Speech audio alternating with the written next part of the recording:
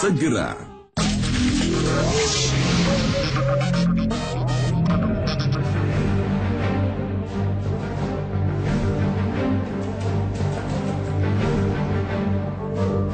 Digempur banjir, Jakarta kocar-kacir.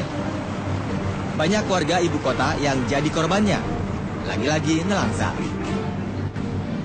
Di serbuan banjir di Januari 2014 ini, ada hampir 64.000 orang mengungsi. Tersebar di 293 titik pengungsian di sekujur ibu kota. Joko Widodo, sang gubernur, tak bisa menyembunyikan raut gundah. Betapa persoalan banjir ibu kota memang pekerjaan rumah yang besar. Selama musim banjir, Jokowi memang tetap kesana kemari belusukan. Namun, saat menyapa warganya yang kebanjiran, kentara betul, sang gubernur kerap gagal menyembunyikan air muka laksana sedang digayuti beban berlaksakati. Beban maha berat.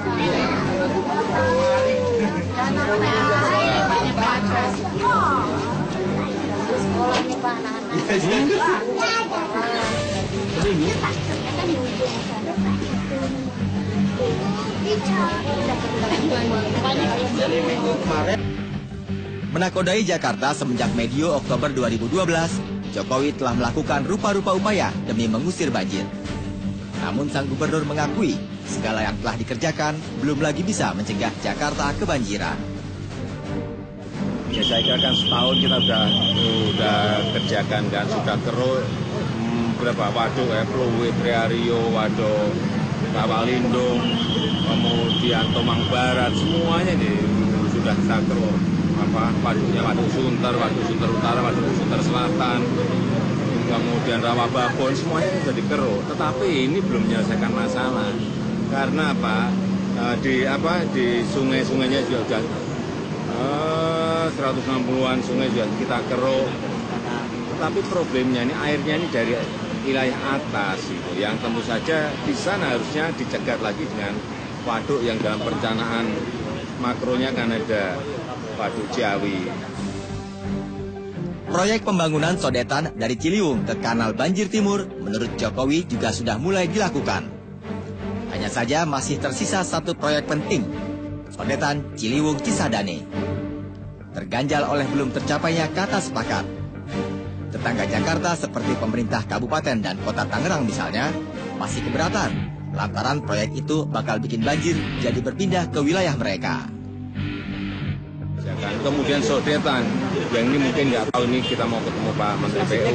Sudetan antara sudetan yang Katulampak ke Cisadane. Ini sudah ada perencanaannya tapi belum dieksekusi, ini juga mau kita percepat agar segera dieksekusi. Kalau sudetan dari Kampung Melayu ke Banjir Kanal Timur, ya sudah dimulai, tapi baru dimulai. Selain pembangunan infrastruktur untuk mengendalikan banjir ibu kota, pemerintah Provinsi DKI Jakarta menggamit Badan Pengkajian dan Penerapan Teknologi (BPPT) melakukan rekayasa cuaca.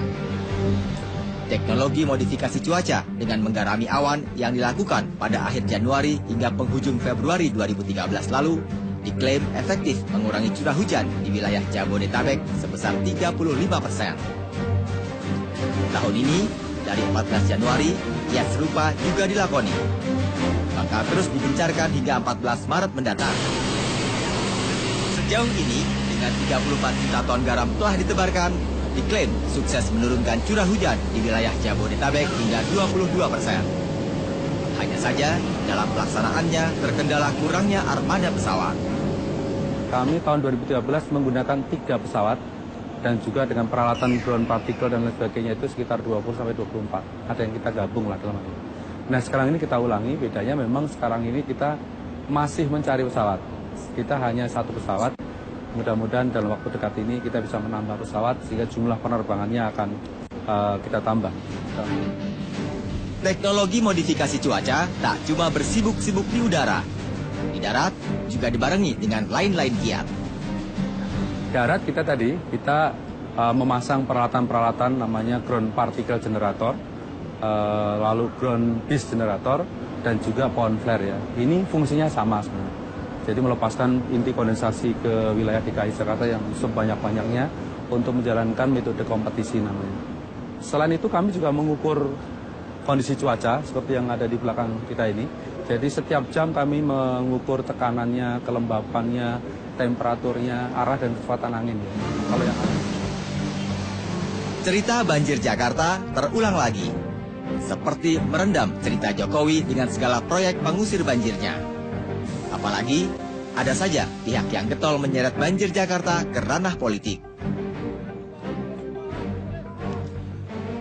Di luar urusan banjir yang dipolitisir, pengamat perkotaan Yayat Supriyatna menggarisbawahi catatan telatnya penetapan anggaran Provinsi DKI Jakarta.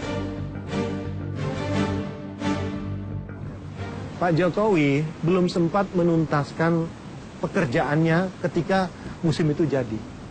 Contohnya sederhana.